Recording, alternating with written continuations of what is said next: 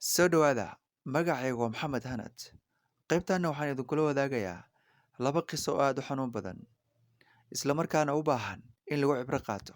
Laakiin intaanan sheekada u guda gelin, waxaan kaa codsanayaa inaad muuqaalkan like garayso si uu meel fog u gaaro, anigana ay dhiirigelin iigu noqoto. Sidoo kale ku soo biir channelka adigoo furanaya notification bell-ka. Gabar ayaa waxay xaramka ku dhex aragtay maamo weyn oo ooyeysa, gacmahana kor u taagaysa, oo aan ilmada kala joojin karin. Gabadhii way u timid maamadii oo waxay weydiisay, maxaa ku helay maamo oo aad sidan ugu ooynaysaa? Waxayna ugu jawaabtay sidan, maamo, waxaan ahaa gabar, waxa ay guursadeen nin, kadib waxaan wada noolayn muddo 8 sano ah, waxna maan u dhalin muddadaas. Kadib wuxuu guursaday gabar kale oo Alle ka siiyey wiil. Waxaan ahaa intaa kadib mid aad u qalbi jaban oo murugaysan. 2 sano kadib ayaa maalin waxaa dhacday in ninkaygii iyo xaaskiisii labaad ay safar u baxeen, waxaana la iga tegey wiilkii yaraa oo ay dhaleen. Markii ay sii baxayeen ayaa waxaan go'aansaday inaan wiilka dilo oo aan gowraco. Laakiin intaanan taa ku dhaqaaqin ayaa waxaa ii soo dhacay telefoon, kaas oo la iigu sheegayo in ninkaygii iyo xaaskiisii kaleba ay shil gaari galeen oo ay geeriyoodeen. Kadib waxaan ku fakeray inaan wiilkii yaraa silciyo oo uu silac u dhinto. Waan garaacay, weliba garaacisuu la miyir daboolmay, weliba isagoo ku dhawaaqaya maama, maama, maama. Waxaan ku dhex tuuray maqsiinka isagoo miyir daboolan. Wuu soo naaxay saacado kadib isagoo leh maama caano. Haddana mar labaad ayaan garaacay ilaa uu ka miyir daboolmay, waxaana ku soo xiray maqsiinkii mar labaad. Wax yar kadib waxa ay qabtay hurdo, waana gam'ay. Laakiin waxaan arkay riyo aan ka seexan waayey hurdadaas kadib. Waxaan arkay anigoo la cadaabayo, qalbigaygana lagu shubayo dhagxaan naar ka samaysan, gacmahaygana burar naar ah lagu garaacayo. Mar qura ayaan soo booday, waxaana maqlay saqiirkii oo cod hoose ku leh maamo biyo. Anigoo naxsan ayaan biyo siiyey oo caano yarna u sameeyey. Muddo kadib wuu koray wiilkii, wuxuuna ii haystay weligiis inaan hooyadiis ahay. Waan guursaday 3 nin oo kala duwan, laakiin wax awlaad ah Alle ima siinin. Hadda waxaan ahay 68 jir, isagiina waa 32 jir. Maanta qofka xajkay keena waa isaga. Wuxuuna i leeyahay kelimadii markii aan garaaci jiray uu oran jiray, maama. Waxaan la ilmeeyaa sida aan yeeli jiray xanuunkeeda iyo sida uu ii wanaajiyey maanta oo aanan cid kala haysan, iyo anigoo u sheegi karin sida aan ku samayn jiray markuu ahaa saqiirka.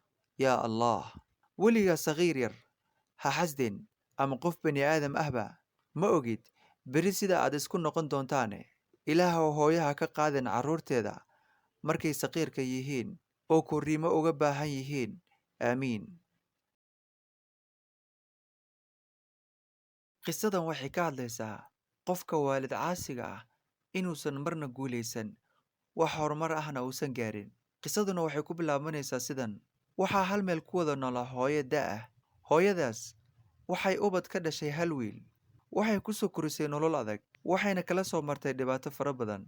Hooyadan wiilka waxay ka biiri jirtay goob ay la fadhiisan jirtay gaari gacan, waxayna ku dadaashay sidii ay wiilkeeda uga dhigi lahayd mid ay ku nasato. Wiilkii waa uu weynaaday, wuxuu noqday shaqaale bangi, waxa uuna qaadan jiray mushaar aad u wanaagsan. Waxa uu guursaday gabar. Runtii gabadhaasi ma jeclayn inay wiilka hooyadiis la noolaato. Waxay ka codsatay inay hooyadiis ka fogayso oo ay guri gaara dejiyaan, iyagana ay ku noolaadaan guri gooni ah. Runtii wiilku ma garan karo farxadda waalidku u qaado marka ubadkiisa uu guursado, waana xilligii uu ku ildoogsan lahaa araggiisa. Wiilkii waxa uu lacag u diri jiray hooyadiis, waxa uu siin jiray lacag aad u yar, balse marwadiisa waxa uu siin jiray oo uu u iibin jiray wax walba oo ay doonayso. Wiilkii maalin ayaa waxa u timid hooyadiis, waxayna ku tiri, wiilkaygiiyow, hooyo, hadda waxaan noqday qof da' ah, gurigana keligay kuma noolaan karo. Waxaan u baahanahay qof ii ilaaliya oo ii dhowra. Adna ubadkaygii baa tahay, adoon waxba isku qaban karin ayaan ku ilaalin jiray habeenkii ma seexan jirin ilaa aad adigu seexato.